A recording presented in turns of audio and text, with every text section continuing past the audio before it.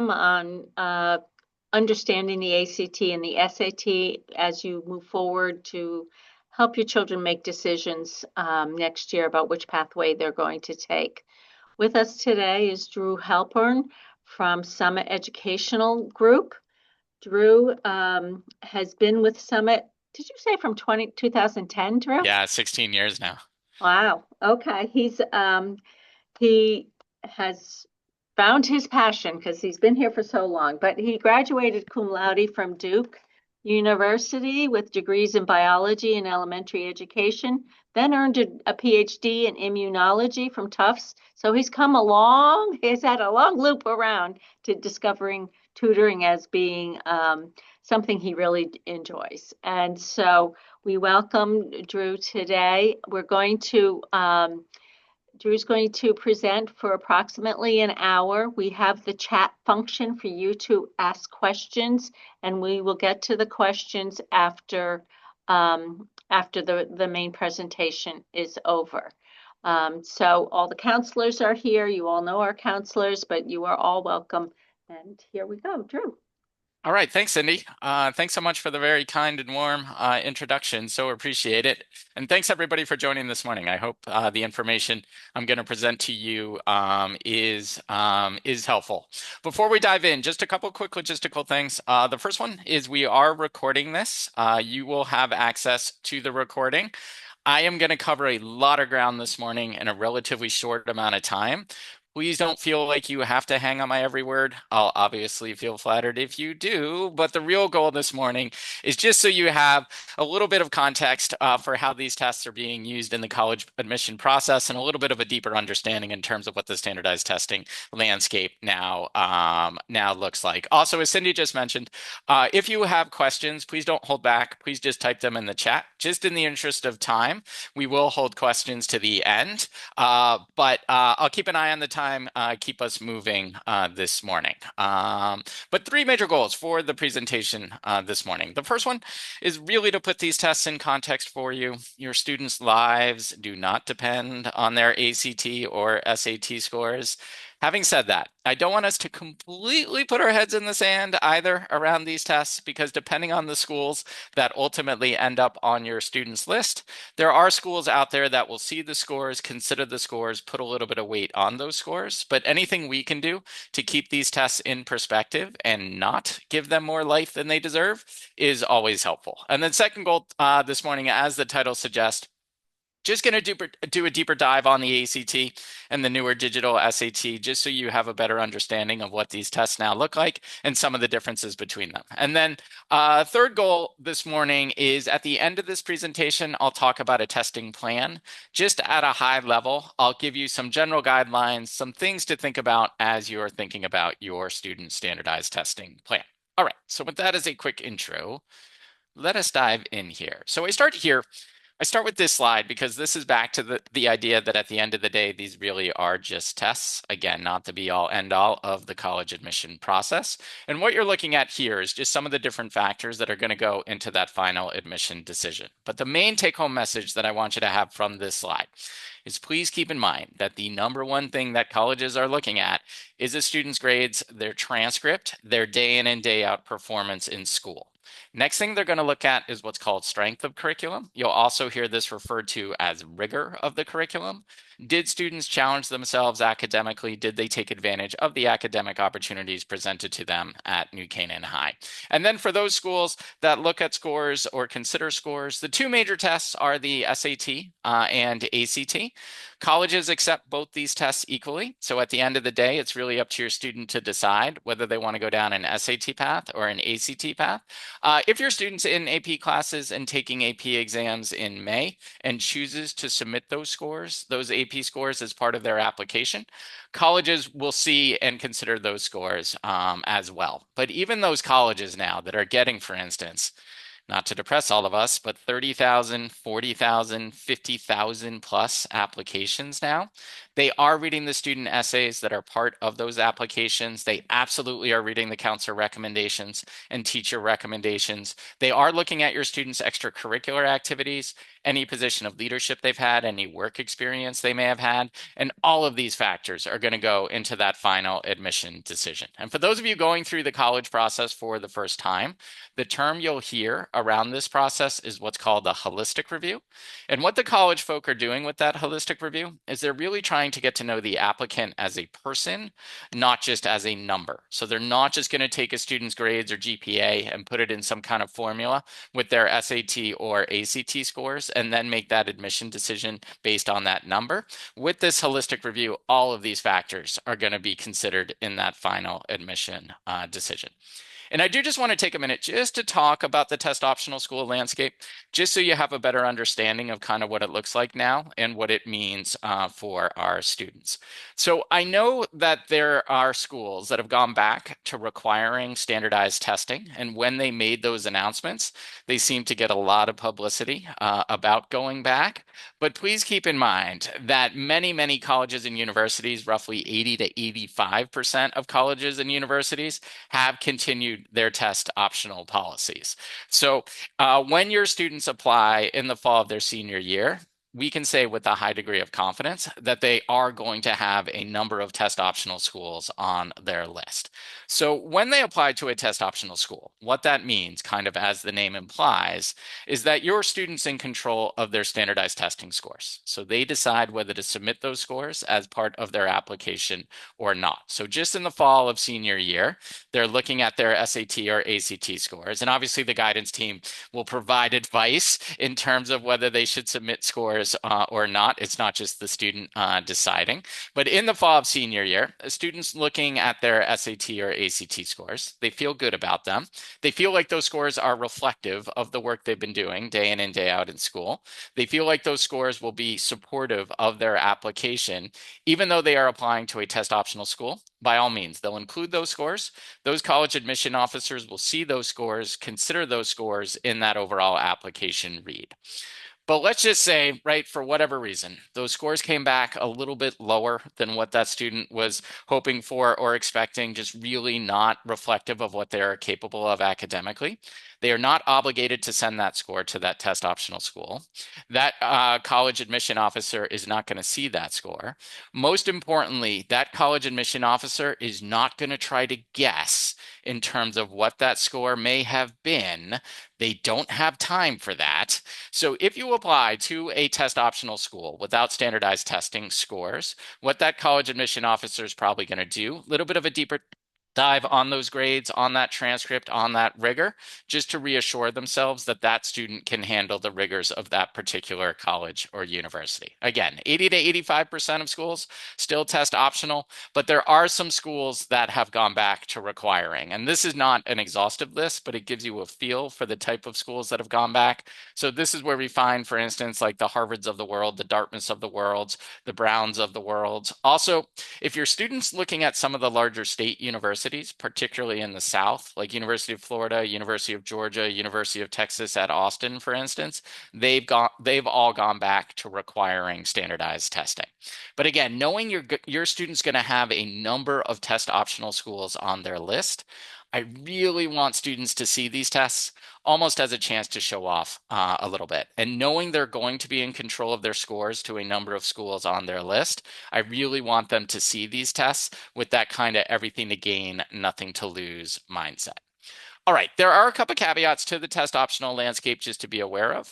The first one is if you are looking at some of those more or most selective test optional colleges, and I'm thinking about like the University of Chicago's or the Duke universities, for instance, we are seeing the percent of applicants applying to these types of schools with standardized testing scores is starting to tick back up. Also, if your student happens to be a recruited athlete from a test optional school, so depending on the league, depending on the college, depending on the sport, depending even possibly on the coach, they still might be asking for standardized testing scores as part of that recruitment process. And the reason for that is simply those colleges and universities want to ensure that their college coaches are recruiting student athletes that meet a certain academic standard or threshold, and standardized testing scores might be part of that recruitment process. But your student can always check in with the coach. They can ask them, am I going to need standardized testing scores as part of this process?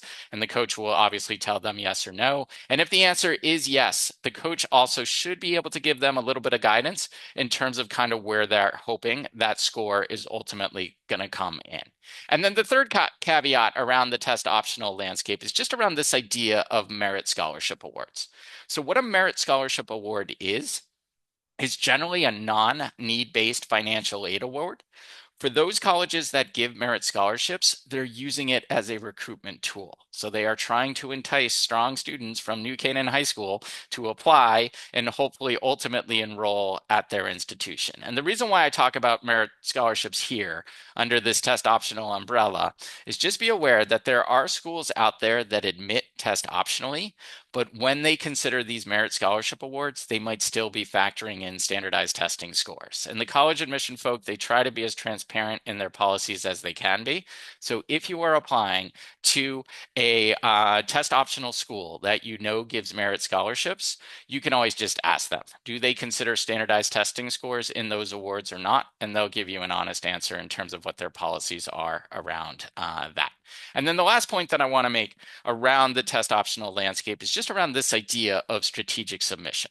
So what strategic submission means is, let's say, for instance, in the fall of senior year, your student has 8 test optional schools on their list. With strategic submission, they don't have to decide, okay, I'm going to send my scores to all 8 of my test optional schools or to none of them. They can actually decide on a school by school basis whether to submit those scores or not. So, in our hypothetical example, for instance, the student might, in consultation with their guidance counselor, might decide, you know what, I feel good about my scores to these 6 test optional schools on my list, so I'm going to send them. But maybe for whatever reason, I'm going to hold my scores back from these 2 test optional schools on my list. And you can see kind of pre-pandemic, only about 4% of students nationally kind of knew about this and were taking advantage of this. Then with the pandemic and COVID, in almost all schools going test optional, you can see that went up 6-fold. Next time this survey is done, I think we're going to be well over kind of 60, 70% of students being characterized as strategic submitters, just as nationally speaking, more and more students and more families are aware that they can take advantage of this. But this idea of strategic submission, it dovetails nicely with that philosophy that I want students to have in terms of looking at these tests with that everything to gain, nothing to lose mindset. Not only are students in control of their scores to their test optional schools, but with strategic submission, they're in control of those scores on that school by school basis. And again, I'm going to hit you with a lot of information this morning in a relatively short amount of time.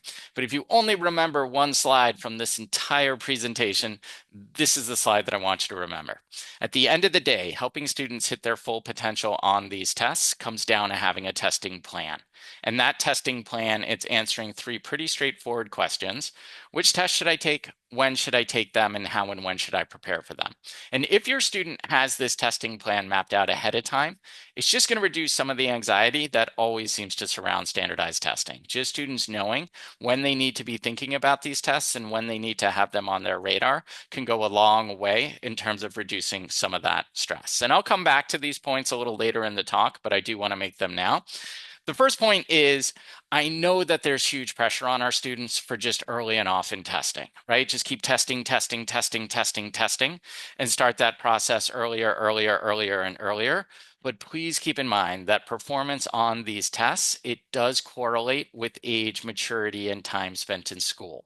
Everything that students are learning day in and day out at New Canaan High School is helping them prepare for these tests. So what that means is, statistically speaking, most students are going to peak on these tests kind of later in spring of junior year, even into that fall of senior year. And when students are most ready to take these tests, that's when I want them to take them. So it's great that you're joining us this morning and hearing this information, but let me just reassure you, you do have lots and lots of time on this process. And then the second point I want to make around the testing plan is, at the end of the day, that quote perfect testing plan is going to be customized for your student. So please do not worry. If your student's testing plan ends up looking a little bit different than what a best friend is doing or what a neighbor is doing or possibly even what an older sibling ended up doing, there's many paths to success here. It's really what works best for you as a family and what works best for your student.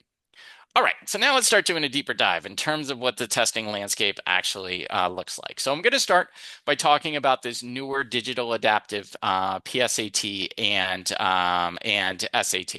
So in fall of junior year, most juniors will take the PSAT. It really is just practice for the SAT. And to take the PSAT and an official SAT down the road, again, you have lots of time on this. Students, it's an online test now. So it is no longer a paper and pencil test. They've moved these tests to an adaptive online format. And I'll walk you through that in a minute so you have a better understanding in terms of what that means. So for students to take these tests, they need to download the Blue Book app. That's the platform that students use to take the tests. But the other point that I want to make around the Blue Book app is when students download the Blue Book app and they sign in with their College Board account, they also have access to free full-length adaptive SAT tests. So I think there's 10 or 11 full-length tests that the College Board have released for the SAT. And then I think there's 2 for the PSAT. So students, again, you have lots of time on this, but down the road, if students want to do some self-study for this, that's a great resource for them.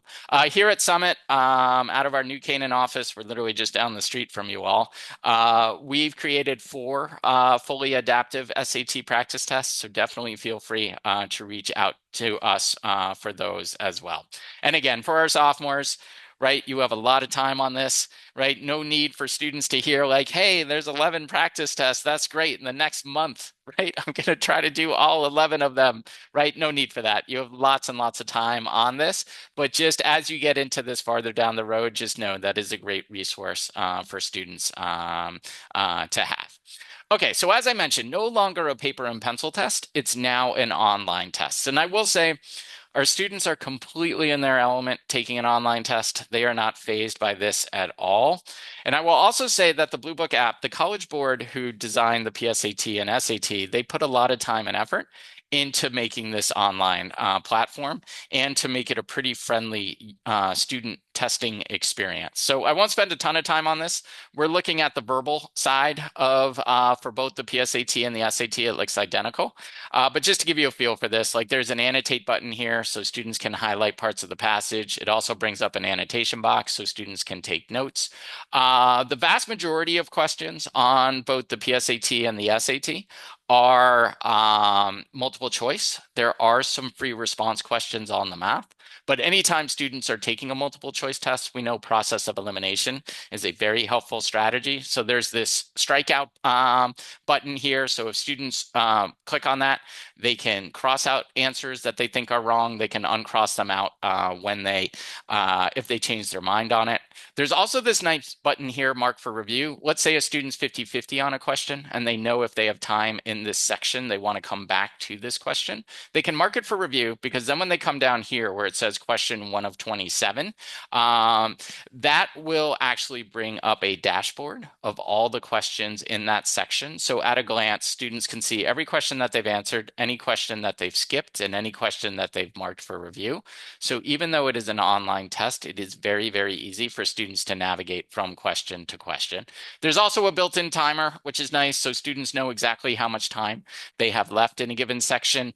For those students who are like, Drew, you got to be kidding me. Like, this is the last thing I want to see is like this timer ticking down on me as I'm taking this test. They can hide the timer, they can unhide it and bring it back so they know exactly how much time they have left in that section. So this is what it looks like on the verbal side. This is what it looks like on the math side. Almost identical. Here's our timer. Here's our answer eliminator. Here's our mark for review. Here's our dashboard button. But the other nice feature that the platform has is for every single math question that students are going to see, it has this calculator icon. And when students click on this calculator icon, what that's going to bring up is a Desmos graphing calculator. And for those of you who are familiar with Desmos, you know that is a very powerful graphing calculator tool. So if students have had some exposure to Desmos and a certain comfort level using it, it can be very helpful in answering some of the math questions that they're going to see. Having said that, students can absolutely bring in their own graphing calculator and use that as well. And because it's an online test, students are given scratch paper on the math. So they're not expected to do everything in their head or do everything on the calculator. They absolutely can write things down on that scratch paper, and we highly encourage students to take advantage of that. But this is what the platform looks like on the math side. Okay, so now as we start doing a deeper dive in terms of the tests themselves, I'm going to start just by talking about the PSAT. So PSAT really just practice for the SAT. Colleges don't see PSAT scores. They're not making any admission decisions based on PSAT scores. Anytime students get an opportunity to take an official test under real conditions, especially when it doesn't really count for anything, it's always good practice for them. And I do just want to take a minute just to talk about the scoring of the PSAT, just because it can sometimes lead to a little bit of confusion. But the SAT, even though they've moved to this online adaptive format, still on the 200 to 800 point scale. So 200 to 800 on math, 200 to 800 on verbal. Whereas as you can see on the PSAT, it is on a 160 to 760 scale. So when students figure out that the PSAT is out of 760 instead of out of 800, often the question we'll get is, all right, Drew, so does that mean I can just add 40 points to my PSAT verbal score and 40 points to my PSAT math score, and that would be my SAT score? And you can kind of tell by the tone of my voice and the way in which I'm talking about this. But the answer to that is unfortunately, no, they cannot. And you can kind of get a sense for this the way this slide is organized. But these tests are all what they're called vertically aligned in their scoring. So what that means is you can use a PSAT score as the baseline score for an SAT because it is the score your student would have gotten had they taken an SAT on that day. So for instance, on their PSAT, if they got a 550 verbal, 550 math, that 1100 would be their SAT score. The reason why it's out of 760 instead of out of 800, and this is the College Board in some way acknowledging that students are taking this PSAT a little bit early. So they're taking it in October of junior year. Again, they're not going to peak on this until late spring of junior year into that fall of senior year. So those hardest math questions, for instance, in the 760 to 800 point range that are on the SAT, they are just not on the PSAT. Similarly, there's some easier questions on this end of the scale in that 160 to 200 range that are on the PSAT that just aren't on the SAT. But again, with that vertical scoring, you can still use that PSAT score as a baseline score for that SAT. But when the juniors get their scores back, again, it's usually early to mid-November of junior year, I always try to remind them, right? Please don't be disappointed if that PSAT score came back a little bit lower than what you were hoping for or what you were expecting.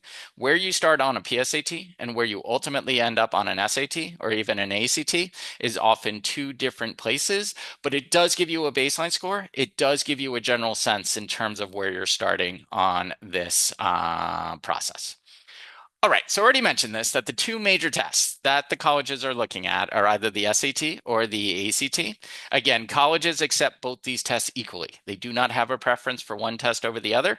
They do not see one test as a superior test, the other test as an inferior test. They accept both these tests equally. So it's really up to your student to decide at the end of the day whether they want to go down an SAT path or whether they want to go down an ACT path. And just looking at this slide, you can get the sense that there is a lot of overlap in terms of content between these two tests, but very, very different in terms of the philosophies behind them. So the SAT is more of what we call a power test, just harder reading, trickier questions, just more misdirection on that SAT, trying to make things seem harder than it actually is. Whereas the ACT, reading's a little bit easier, questions are a little bit more straightforward, but the difficulty of the ACT comes from the pace of it. Almost a total sprint from start to finish on that ACT. So students who walk out of an ACT, or ideally a practice ACT for the first time, usually their reaction is something like, Drew, I actually didn't think the ACT was that bad. I just wish I had another 5 or 10 minutes per section. If I had another 5 or 10 minutes per section, I really feel like I could have crushed it. but that's where the difficulty of the ACT comes from. Most students feel rushed on it. Most students feel like they don't have the time they truly need to hit their full potential on that test. So again, on the scoring on the SAT, still 200 to 800 on what I'm going to call verbal, 200 to 800 on math. So the SAT is still on that 400 to 1600 point scale. If you're not familiar with an ACT, it takes a little bit of getting used to, but it's divided up into these different sections. English, that's the grammar portion of the test. There's a math section, there's a reading section. Don't get thrown off by this quote science section. It's not science per se. It's not like what's the chemical formula of photosynthesis. It's more like a scavenger hunt than anything. Can students work their way through a scientific passage? They might not know anything about it, but can they find the information they need in that passage to answer the questions that they're being asked? Okay, the reason why the science is in orange is one of the recent changes that the ACT made to their test is the ACT science section is now optional. So if you go down the ACT path, when you go to register, you're going to be asked, do you want to take it with science or not? Here's our recommendation as of now about taking the science. Our general advice is if you go down the ACT path, to take the ACT science at least once.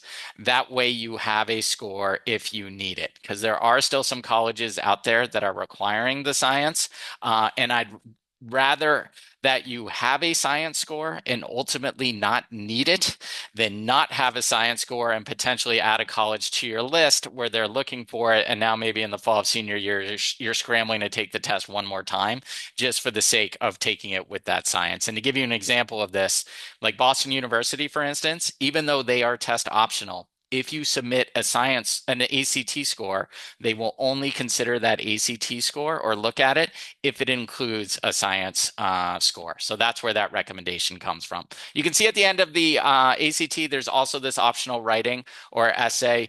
That is truly optional. Colleges aren't looking for that essay score. They're putting little to no weight on it. So no obligation to register for the ACT with that writing. You can totally just skip that. If you're not familiar with the scoring of the ACT, again, it takes a little bit of getting used to, but it's on a 1 through 36 scale. What colleges will see is the individual section scores, and then they will also see the composite score. And with the science section being now optional, the composite score is just the average of the English, math, and reading scores. That science score will be a standalone score that colleges can see if they're interested in that score. All right, so I've talked about this a couple times, how both the PSAT and the SAT have moved to this adaptive scoring structure. So I do just want to take a minute just to walk you through this, just so you have a better understanding of what this looks like. Before I get into it, let's just go back to this slide just to orient us. So for both the PSAT and the SAT, the verbal is divided up into what I'm going to call modules. So module 1 on the reading and writing, then module 2 on the reading and writing, then module 1 on the math, and then module 2 on the math. So we'll keep this structure in mind. But when I talk about an adaptive test, what I mean by that is at the 30,000-foot view, how students perform on an earlier part of the test predicts their overall scoring range. And then the questions that they see later in the test are being used to hone in and refine what that student's actual score is. So again, module 1 and module 2 on the reading, then module 1 and module 2 on the math. So what students are going to see in that first module is, think of this as being almost a heat map of level of difficulty of questions. But in that first module, they're going to get easy questions. They're going to get middle level questions. They're going to get harder questions. They're going to get some of the hardest questions on this test. And this is true of both the verbal and the math. And then depending on how well students do in that first module, they are going to be sent to one of 2 second modules. So let's say a student did quote well in that first module. And by doing well, we think it means answering about 60 to 65% of the questions correctly. So students do not need to be perfect in order to get into that path. So when they've completed the first module, the test knows that that's how they've done. And what the test has figured out based on that student's performance is that this student is somewhere in the 450 to 800 point range. but the test doesn't know where in that range that student is. Is this a 450, a 550, a 650, a 750, or even an 800 level student? So in this harder module, as the name implies, students are going to get hard questions, harder questions, some of the hardest questions on this test to figure out where in that range that student is. Let's say a student struggled with that first module a little bit. Let's say they answered about 50% of the questions correctly. Again, once they've completed it, the test knows that that's how they've done. And based on that performance, what the test has figured out is that this student is in the 200 to low 600 point range. And in this easier second module, as the name implies, students are going to get easy questions, mostly middle level questions. There might be the occasional hard question or two to help the test figure out where in that range that student is. Just note, if a student ends up in that easier second module, their score is going to be capped. So we think the highest score that they can get is somewhere in the 620 to 630 range. Now, going into these tests, the students know it has this adaptive structure, but our general advice to them is don't worry about it. When they've completed the first module, the test is not going to tell them which second module that they went to. And I don't want students wasting any mental energy trying to guess which second module they are in. I'd rather they just stay in the moment, focus on the questions that they are being asked, answer as many of those as they can correctly, because that's how they're going to optimize their score. Also, when you get the PSAT score report, it's also not going to tell you whether they went to the harder module or the easier module. The SAT score report and the official SAT score report that you send to colleges also not going to say whether they went to the harder or the easier second module. Because as you can see here, there is some overlap in scoring between the two modules, especially in that 450 to low 600 point range. So let's say a student got a 550 on the SAT math. They could have gotten a 550 by going to the harder module. They could have gotten a 550 by going to the easier module. It does not matter. A 550 is a 550, regardless of which second module that student went to. But it's because of this adaptive scoring structure that the SAT was able to shorten their test. So the previous iteration of the SAT was paper and pencil. It was a 3-hour test. They've now gotten it down to a 2-hour and 14-minute test. But again, with this adaptive structure, they still have a valid test and they still have it on that same 200 to 800 point scale.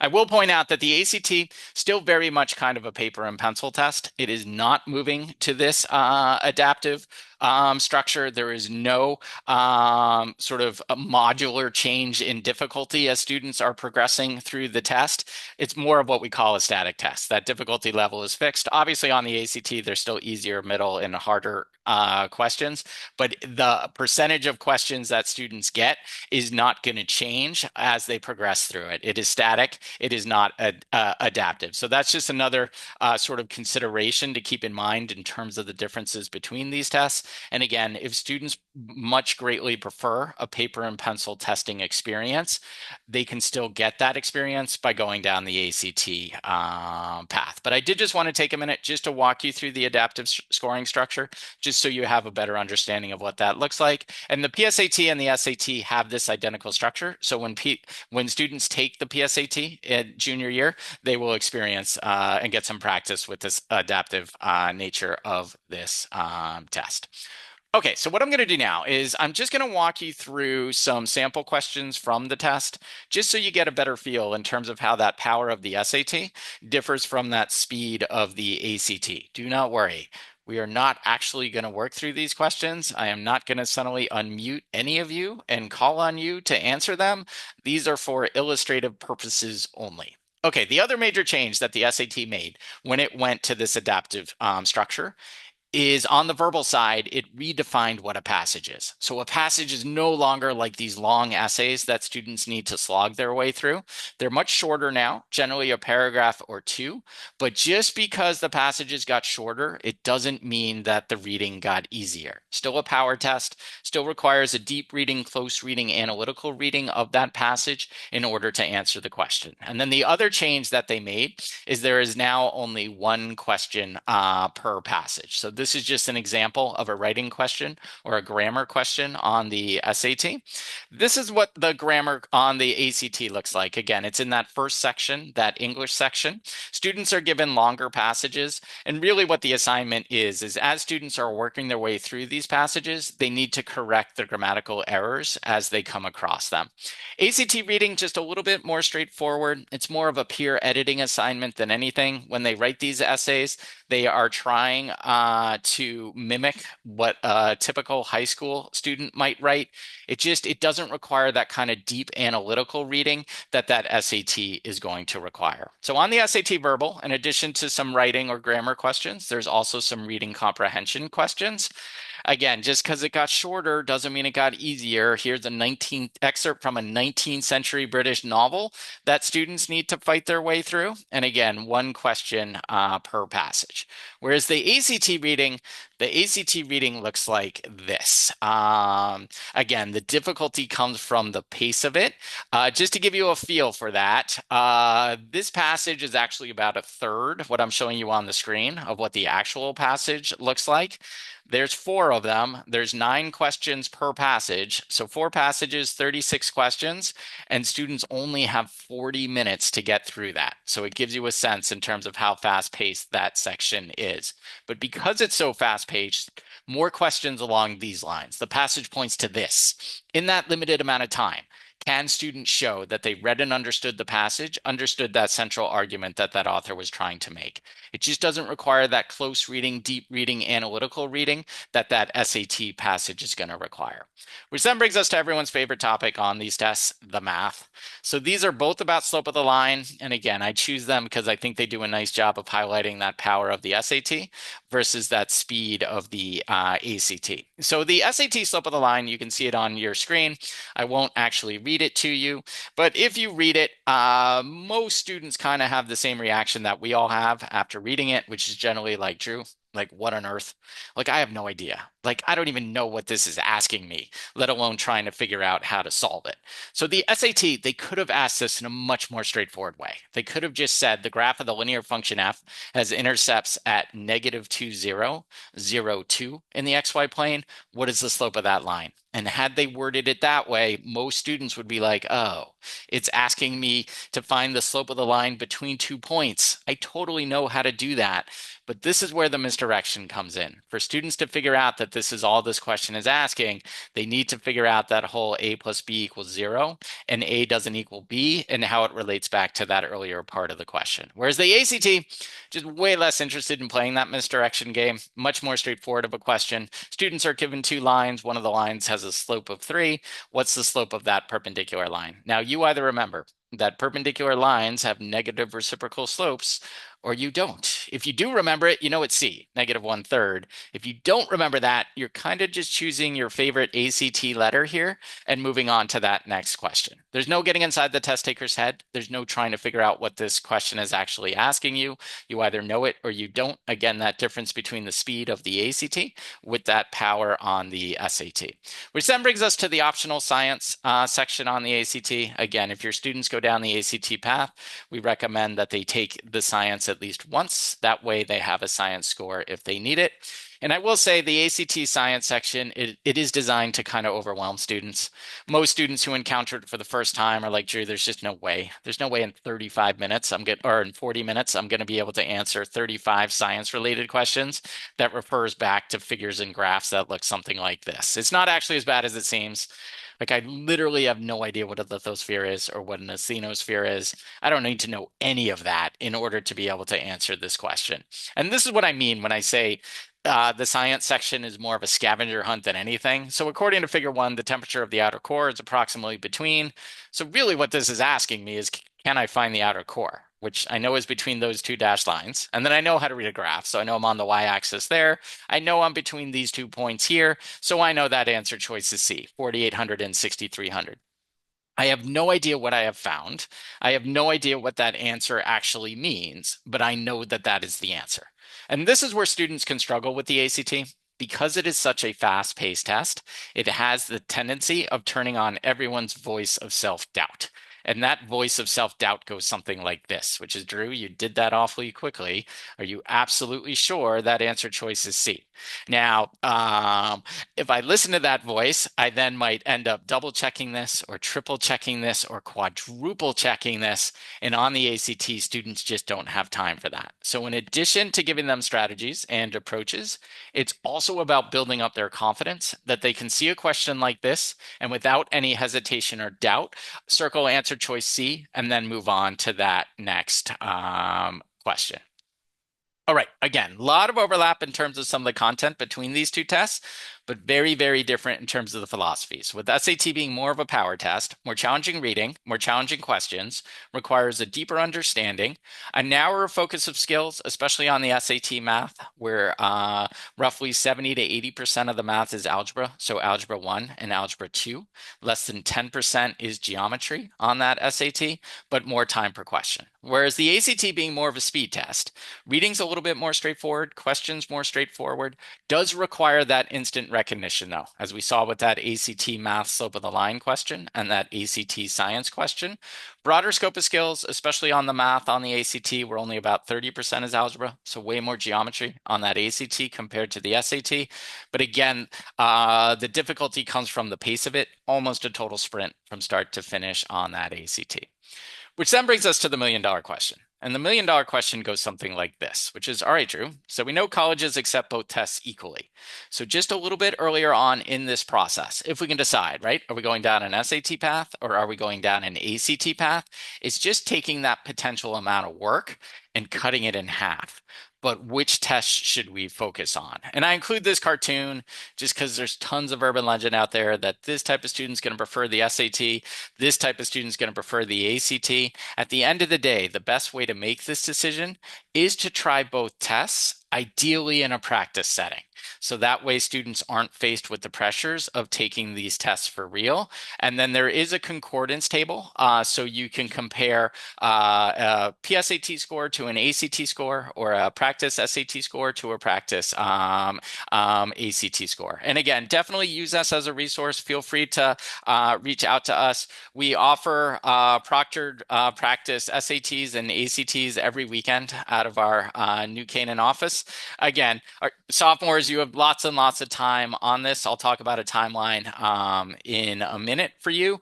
But just note, right, you have lots and lots of time on this. But here's the concordance table. I know this is a little bit small, but again, knowing that you can use a PSAT score as a baseline score for the SAT, you can take a PSAT score and compare that to a practice ACT score as well. But just to orient us, because again, I know this is small, but 24 out of 36, the equivalent to about an 1180 out of 1600 on that SAT, and then 30 out of 36 on the ACT, the equivalent to about a 1370 out of 1600 on that SAT. Keep in mind, roughly 70 to 80% of students who try both tests are going to score equally well on both. So often the decision comes down to sort of their gut instinct a little bit. Like we joke with them, like, which one did you kind of hate the least? If you're going to do some prep for it, which one would you rather prep for? Which test do you think plays to your strengths? Which test do you think you're going to have an easier time getting a score that is more reflective of what you're doing day in and day out in school? Okay, next part of that testing plan. When should I take the tests? Okay, here's when they are offered. So as you can see, with the exception of January, the tests are offered every single month. A couple years ago, ACT added a testing date in July. SAT added a testing date in August. So like, hooray, your students can test over the summer now, even if they would like to. But we cannot stress this enough. Please do not have this be your student standardized testing plan. No one wants students to take these things like 5, 6, 7, 8 times. It's just too much. They have better things to do with their time. Also note that the scores do not just keep going up and up and up and up and up every time a student takes a test. At a certain point, those scores are going to plateau. At a later point, we can actually see those scores start to drop because burnout on these tests is real. Most students aren't one and done just because the first time they take it, they're always a little bit nervous, but most students are going to peak on these tests after taking it twice, maybe a third time in that early fall of senior year as needed. And we just talked about this, but again, earlier on in this process, if we can decide, right, are we going down an ACT path or are we going down an SAT path?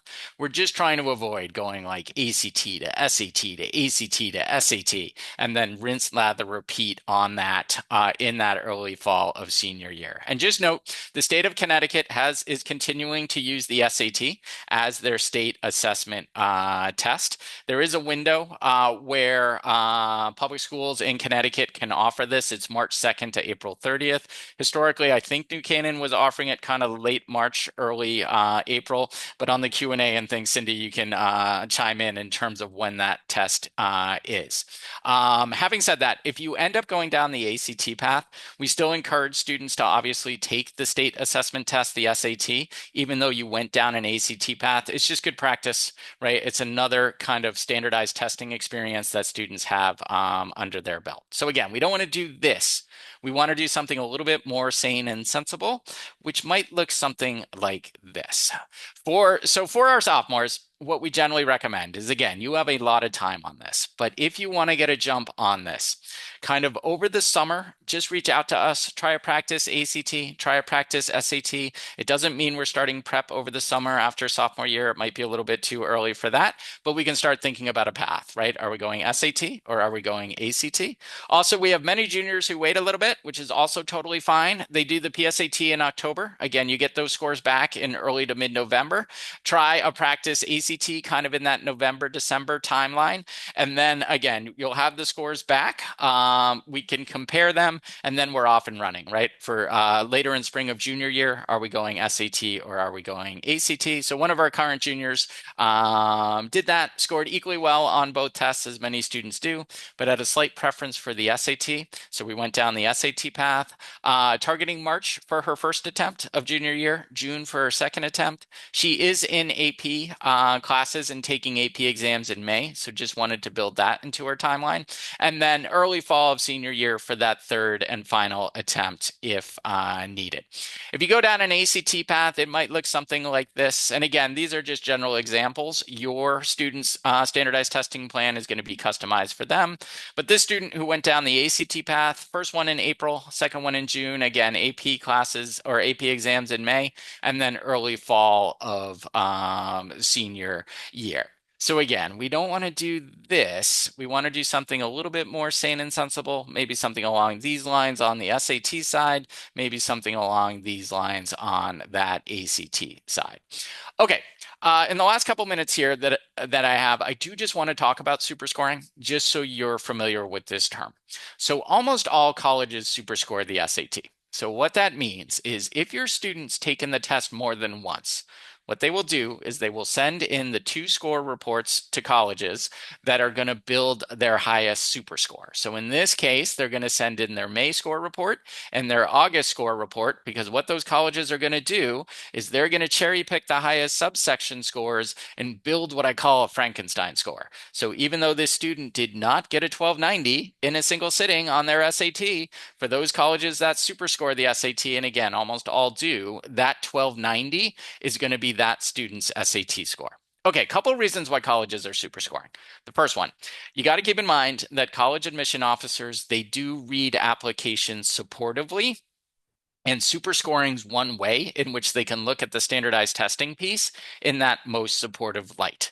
The other reason why colleges are super scoring, we all kind of loathe the US News and World Report college rankings, but published SAT and ACT scores still factor into those rankings. So it is in a college's best interest to be able to report as high SAT and ACT scores as they can, and super scoring is one way in which they can do this. And let me just reassure you, for those colleges that are super scoring, they are in fact super scoring. They are not playing gotcha here. They are not trying to trick you into sending more score reports so they can see the 580 reading and writing, see the 640. They're not going to ask themselves which one's the real one. Should we average them together? They are going to take the 640 each and every time because it's in their best interest to do so. And then colleges also superscore the ACT. It works the exact same way. This student took it February and June of junior year and then early fall of senior year.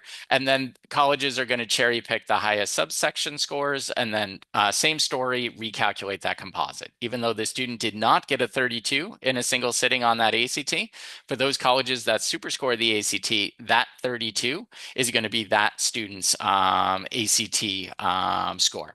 Keep in mind, with the science being now optional, the science score is no longer factored into that composite score and is no longer factored into that super score. It will just be a standalone score that colleges can see if they're interested in that science score. Okay, next part of that testing plan, just how and when should students prepare for these tests? Okay, just as we want to do something sane and sensible on the testing side, I also want students to do something sane and sensible on any test prep that they do. So depending on the student's starting score and their ultimate goal score, most students are looking at about 6 to 15 weeks of study and practice going into that first official test date. I don't want students prepping for this thing for like a year, year and a half, like 2 years, right? It's just too much. Again, they have better things to do with their time. And in terms of what goes into the prep, it's kind of three major areas. So one is content review, just learning all the math that's on these tests, learning all the grammar rules that are covered. The other is strategy, just giving the students a game plan for every section and every question that they're going to see on these tests. And then taking full-length practice tests is a great way for students to build up their stamina, get their pacing down, and also get more comfortable with the type of questions that they're going to see. Now, having said that, I don't want students like doing, 8 weeks before a test every single weekend doing a full-length practice test, right? They're totally going to burn out on that. Generally speaking, going into their first official test, if students can at least do one test, maybe two, depending on when they've started, a third, you're starting to get up there a little bit, but some students are like, I feel like I'm up for it. Again, but not a practice test full-length practice test every single week leading up to the test. Again, that's too much. Students will burn out on that. All right, we already talked about this a little bit on the SAT side with the College Board. So for students who want to do some self-study through their College Board account and the Blue Book app, they do get access to those 10 or 11 free SAT practice tests. So that's a great resource for them. And also the SAT, they've continued their partnership with Khan Academy. And through that partnership, there's a lot of good content review videos just for students to go back and review, for instance, some of the math that they may have forgotten that are on this test. If you end up going down the ACT path, the book that you want is the Red Book. It's the official guide to the ACT. There's 4 official full-length practice tests in that guide. So full tests, full scoring scales, full answer explanations for every question in that book. All right, I know we covered a lot this morning, but just to sum up. So we can say with a high degree of confidence that your 10th graders are absolutely still going to be applying in this test optional environment. So with that in mind, I really want students to view these tests as a chance to show off a little bit and see them with that kind of everything to gain, nothing to lose mindset. We just talked about this, but earlier on, if students can do a PSAT or a practice ACT or a practice SAT and a practice ACT, we get a baseline score, but more importantly, it helps us choose a path, right? Are we going down an ACT path or are we going down an SAT path? And again, many schools on your final list will be test optional. You can take advantage of that strategic submission so you can decide on a school by school basis whether to submit those scores or not. And then I just leave you with this. We know that the number one thing that colleges are looking at is a student's grades, their transcript, their day in and day out performance in school. So a good testing plan, it has to prioritize schoolwork over any kind of test prep. It just doesn't do us any good to raise standardized testing scores if it's at the expense of day in and day out academics. And I know it's easy for me to say on this side of the computer, but really these are just tests. They are not the be all end all of the college admission process. Throughout that process, your students are going to have many, many opportunities to shine, to showcase their academic ability and readiness. It is not just going to come down to an SAT or an ACT score. And then just quick shout out to Cindy and the whole guidance team at New Canaan High School. As Cindy mentioned, we've been partnered with them. We won't date ourselves for a number of years now, and they are truly fantastic. You could not be in better hands with them. They know the testing piece inside and out. They know the whole college admission process inside and out. They've worked with hundreds and hundreds of students and families and guided them through this process. So you could not ask for better expertise as you're going through this. And again, everything that I've covered plus more is in our book, our college admission testing guide. So if you would like a PDF copy of it, if you want to just scan that QR code there, it will just lead to a Google form, and then I can make sure that we email you a PDF copy. If you want the actual hard copy, just give us a call. You can reach out to us and we'll be more than happy to send you the hard copy as well. But we definitely want to make sure that you have access to this if you are interested. And then again, I'm Drew from Summit. Our office is in New Canaan. Again, it's down the street from you all. So definitely use us as a resource. Definitely take advantage of our practice SAT and ACT proctored tests that we offer every weekend out of our office. And just as you're getting into this, if you're looking for a little bit of customized support, we do one-on-one tutoring, both in-home and online. We do test prep and academic tutoring as well. And then we also do one-on-one AP tutoring as well. So again, please don't hesitate to reach out to us. As you can tell, we love talking shop. We love supporting students and families in whatever way that we can. And we are down the street. So again, don't hesitate to reach out if you need anything. All right.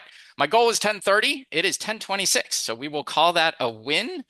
We definitely have some time for questions. But Cindy, anything to add? Yeah, thanks, Drew. And thank you. That was very well said, everything you did. I just want to say this year, the SAT, the state test does run every year. We do generally do it in late March. This year it's the 24th. Last year it was the 18th. So next year, you just have to look out for when we register for when we do it. No one needs to register for that, but they will need to register for any other tests. And in our programs, we will be talking about that to parents about how to register online for that. We don't offer the SAT or the ACT over the summer. So you will, when you're registering for these, be directed to other schools or locations for that. So just know that we can't get the personnel in the summer to run a test. So just good to know that. And from there, I think we just want to move on to some of the questions and see what people are doing. Thank you, everyone who did come to this. Hi, good morning. I'll kick us off with our first question. Drew, thank you for all you're presenting today and then now answering everything in the chat. Do the universities have any preference as to whether a student submits the ACT or SAT? And does a student gain an advantage by taking and submitting both? Okay, perfect. Thanks for asking that. So no, so colleges accept both tests equally. They don't have a preference for the SAT or the ACT. And then the second part of your question, no, students do not gain an advantage by submitting both test scores. So let's say, for instance, you go down the SAT path and your student hits their goal on the SAT. They're just going to go ahead and submit that SAT score. The college admission officers are not going to be like, I wonder if that's a fluke. Maybe we should ask them to take an ACT to kind of validate that score. They don't think about that at all. You really only need to send one set of scores. And again, you'll send in your scores that lead to your highest super score. If you go down the SAT path and submit an SAT score, they are not going to be looking for an ACT score. There's no advantage to submitting an ACT score. If, for instance, for whatever reason, your student ends up trying both tests, just for whatever reason they felt like they're peaking on one and just wanted to try the other, essentially what you would do is you would end up submitting that higher score. You wouldn't necessarily be submitting both of those scores. So yeah, I always tell students, if you pick a path and you hit your goal, same thing's true of the ACT, you are done. Congratulations. Like there's no reason to take that other test. But thank you for asking that. All right, thanks, Drew. The next question is, do you have to decide to submit the scores before you know what the scores are? All right, Cindy, and you all can add to this. So almost all schools honor what they call score choice, which means you're in control of your scores and you can see the scores before you submit them on to colleges. So when you register for the test, you are given the option of sending those scores to like 4 or 5 colleges for free. We generally recommend don't do that because you want to see your scores before you start sending them off. The one that gets a little bit tricky is the October ACT test date. So the October ACT test date is right up against that November 1 early decision deadline. So you will not have your scores back in time to see them before that November 1 deadline. And schools have different policies around this. Some schools are like, just enter the school's code for that October ACT and we'll get it and we'll consider it. Other schools are like, look, when you get the scores back, if you want to share them with us, just send them in when you get them back. But for the most part, yeah, you're going to see your scores before you send them on to colleges, and you'll be able to decide which set of scores, if any, especially for your test optional schools, that you are sending. But thank you for asking that. Yeah, and I would just add to that, even that late score in October or November, you could send them in blind and they still, if they're not bigger than or greater than the scores you've already sent, they won't consider them. Yeah, right. They're not going to hold that against you. Again, they're not going to average them. They're just looking for your highest scores. Right. Okay, thank you. Our next question. Oh, sorry. Did you have something, Cindy? No. Oh, good. So for students that have a hope for being recruited for sports on or about September 1st of their junior year, when do you recommend that they take the ACT? Okay, so this is one of the exceptions in terms of sort of the timeline there. So for recruited athletes, we are going to push the timeline up for them. I will say taking an official test like late spring of sophomore year, it feels awfully early. So generally speaking, if coaches are starting to reach out to you over the summer, you can kind of talk to them a little bit, but generally, even for our recruited athletes, and again, talk to the coach just to get a feel in terms of when they might be asking you for scores. But I do want students to get into junior year a little bit before they start taking this first official test. So even for our recruited athletes, usually I'm targeting October even feels early, November or December. But again, you're going to want to be in communication with the coach, and you're going to want to be in communication with the school in terms of kind of what their expectation is on that. Sometimes what we've done with colleges is students have shared a practice test with them that they've done out of our office under those conditions and been like, here's kind of my baseline score. It's going to go up from here. I'm going to work hard on this, kind of just giving them, especially if that starting scores, on the stronger side, it just gives them, some information, on that. But this is really good. This is where the testing plan is going to be customized. Like, back, I won't go on too far. I mean, back in the day, this used to be insane. Like the recruiting process started earlier and earlier, but I feel like the NCAA is trying to kind of dampen that a little bit. But anyways, definitely, and you can reach out to us directly too, in terms of talking it through. But that is one of the exceptions where we're going to move the timeline up. Okay, great. Thank you. Next is, how late can one take the SAT, meaning in the summer of junior year, to be able to apply for ED? Cindy, you want this one? I can take it too. Yeah, I can start. ED usually has a November 1st deadline. There are some schools who have it a little bit earlier, but generally speaking, November 1st. And that October score, if you take it in October, that score will get there in time. So that's as far as I would take it.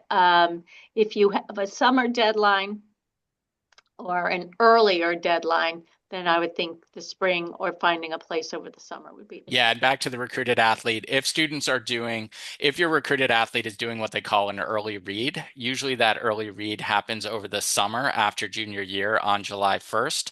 So then you're targeting kind of wrapping up your testing for that early read by that June test. But I'll also say the SAT, they did add another testing date in the fall.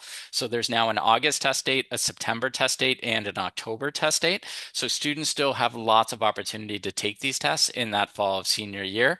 Again, just encouraging students, right? Potentially that you do have lots and lots of time on this. Not that students are going to take it 3 times in fall of senior year, but there's still lots of options for the SAT before that early decision deadline.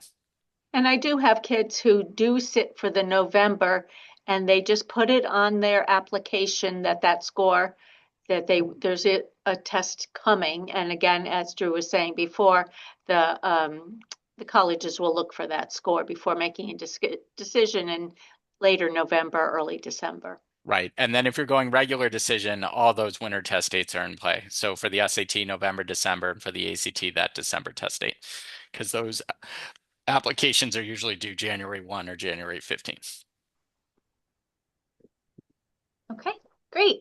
If both ACT and SAT tests are taken, perhaps multiple times, do colleges look at all of them or only the ones submitted? Yeah, so again, underscore choice, you're in control of your scores. So you would just submit those scores that essentially lead to your highest super score. And again, we do try to encourage students to pick a path if they can, just so we're not constantly ping-ponging back and forth between the two tests. It's just a little bit more efficient that way. But yeah, you're in control of your scores. The one exception to this, just to throw this out there, in case to have it on your radar, is Georgetown. So Georgetown, I think, is the last school standing that does not honor score choice. They want to see every single score from every test that you have taken. And I think in some ways that's Georgetown trying to kind of dampen down the early and often testing, just knowing that if a student's taken it 7 or 8 times, that Georgetown is going to ask you for each one of those scores. But Georgetown is like the absolute exceptions to this. Everyone else is still honoring score choice there. All right, next, can or should you prepare for the PSAT separately from the SAT, i.e., does preparing for the SAT also prepare you for the PSAT? Yeah, so any kind of study program you do for the PSAT or SAT, there's a lot of overlap in content and structure is identical on those tests.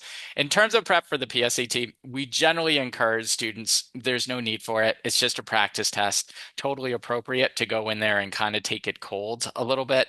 The 2 exceptions to that are if a student we didn't get into it this morning, but if a student is very, very high scoring and feel like they have a chance for that national merit scholarship, we might do a couple of sessions going into that PSAT just to help them kind of have a little bit more strategy and just a little bit more practice going into it. The other exception, which is rare for us, but if students really have like true on testing anxiety, sometimes we'll do a session or 2 just so they feel a little bit more comfortable with the test, just because it is just a practice test. And I don't want, I want that to be as good an experience as possible. Like I don't want students walking out of that PSAT and just being like completely frustrated with the whole thing, feeling like they just completely shut down on it. So those are kind of the 2 exceptions to it. For the vast majority of students, I'm like, just go take a cold, right? You'll get a sense in terms of what that test is like. Cindy or anyone else, anything to kind of add to that? Well, I definitely would agree with you on that. Again, testing in general, your options are going to be grand around the college process, whether you need them or not.